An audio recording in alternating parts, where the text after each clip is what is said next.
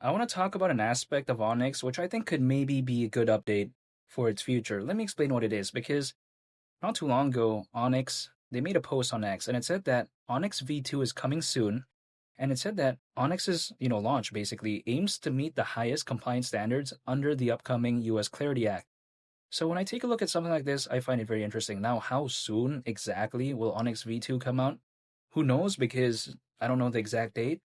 But the way you take a look at it is that I like the direction in which they're heading because being focused on compliance quite essentially through something like this, I think is a good thing because a lot of, projects out there, I do see some of them kind of beginning to shift their focus towards compliance and more specifically, also even other projects that are in the same sector, some projects out there that I would even consider competitors when it comes to Onyx.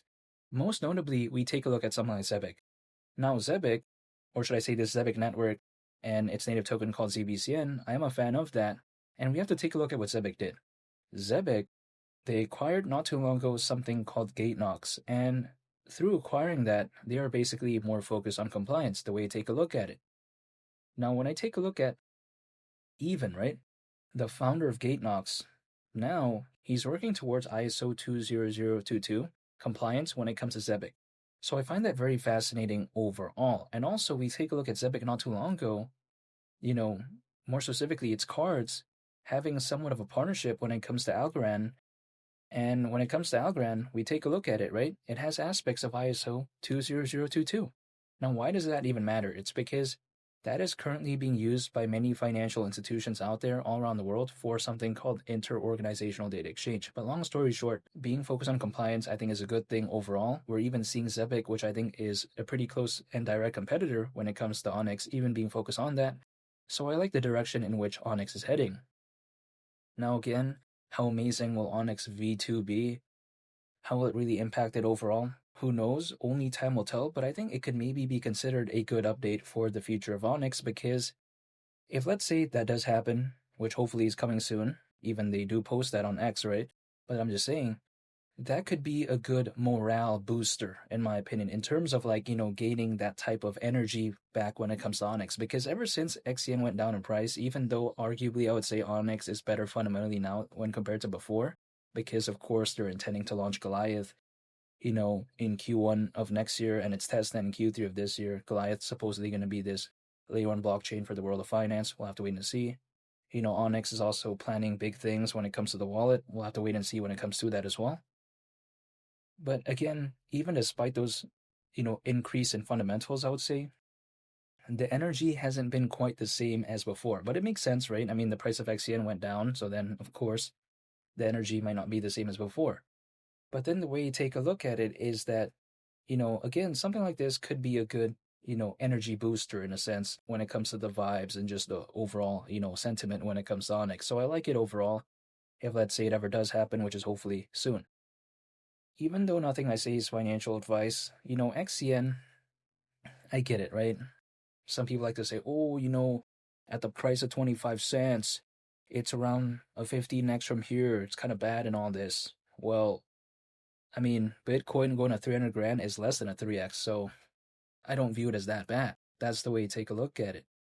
Market cap at that point, considering current circulating supply, would be around $8.5 billion. I mean, doesn't seem that ridiculous to me. That's like around 10% of Dogecoin's all-time high market cap, and not even 10% of XRP's current market cap. And many people would even consider that XRP is not even like, anywhere what it could very well achieve during the cycle. We'll have to wait and see though, but this doesn't seem that ridiculous to me. But I just wanted to make a very quick update just to talk about Onyx, talk about Onyx V2, because I want to see, maybe how this could impact Onyx moving forward, because I just thought it was pretty interesting. And again, the idea of 25 cents is still on my mind. And whenever it does decide to happen, I'm still staying patient, holding, and just waiting because, I don't have a magic wand or something like that to demand things to pump and all this. I cannot do that, right? I have no control over Onyx, over what happens to the price of XCN, over the market. This is beyond my control. So whenever XCN really does decide to wake up, whenever, let's say, if we do ever see a fully fledged type of altcoin season, whenever that does decide to happen, I just want to be prepared. And again, whenever that does happen, it's beyond my control. So there's only one thing that's in my control though, and that's myself. So I'm just holding and just waiting, and that's pretty much it. But with over 600 million crypto owners, which allegedly we do have as of right now, which is more than ever before in history, why would I not wait? That's the way you take a look at it. I like the fundamentals of Onyx. I don't think it's that bad. And when I take a look at some of its competitors, something like Zebek, something like XPR, something like Swiftcoin, right? Of course, there's Ripple and Stellar, but that's not really a direct competitor when it comes to Onyx because, Onyx is never defeating that. But then also, I take a look at XDC. They're not necessarily like, having the best sentiment either as of right now. So I don't think Onyx is any stranger to like what's going on because a lot of its competitors, they had a pretty good rally and then there was a pullback, much like a bunch of other altcoins out there. So when it comes to XCN, sometimes you like to say, oh, are you worried? I'm not worried because it's kind of normal what I'm seeing when it comes to this. That's the way to take a look at it. If let's say, ZBCN, Swiftcoin, XPR, something like, let's say, XDC was pumping and then XCN was doing kind of nothing. Now that's a little bit different, but even if that is the case, the way to take a look at it is that, I've seen XDC do well first before XCN, right?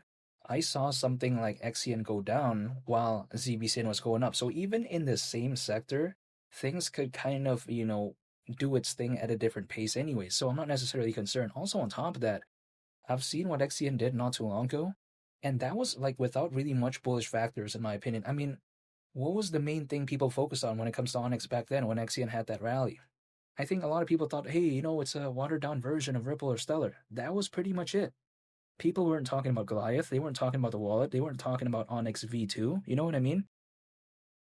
So now that there's more fundamentally, I would say, what would happen if, let's say, the sentiment was even better? Let's say there was a fully fledged type of altcoin season. What would XCN do at that time? Only time will tell, but, if let's say it did better, maybe the idea of 25 cents, that would not surprise me because XCN was able to do that not too long ago without really much to latch onto. And that was not even a fully fledged type of altcoin season, in my opinion. Not to mention, it wasn't like, there was this great sentiment when it comes to XCN either at that time. I think it was pretty okay, but it's not like Onyx even became mainstream because of that, right? So even at a time where the attention wasn't necessarily the best, in my opinion, at a time when the attention when it comes to altcoins weren't necessarily the best, XCN just kind of did that. It felt like out of nowhere. So I'm just waiting for that fully fledged type of altcoin season. Again, whenever that does decide to happen, there's only one thing that's in my control, and I'm just waiting and just holding, and that's pretty much it. And what I'm doing is actually pretty simple, in my opinion. I'm dollar cost averaging, holding, and that's pretty much it. I do not day trade, I don't use leverage, I don't swing trade. So I'm not going to be pulling up a price chart, drawing some random triangles. I'm not going to be doing that. I mean, it wouldn't really make much sense to me anyways. I mean, it's not like it would do anything. The market's not going to care what I have to do on a price chart, so why even bother with that in my perspective? If I drew some random triangle on a price chart, do you think XCN is suddenly going to do this or do that? No, it's not going to care. So I don't do that. I'd rather focus on the fundamentals, take a look at the updates. That's pretty much it. But I'm still very excited when it comes to Onyx, and I'm still a fan. And feel free to subscribe if you enjoyed this video. I would greatly appreciate it. It's been Lee the Captain, and I'll catch you all in the next one. I'm out. Peace. Bye.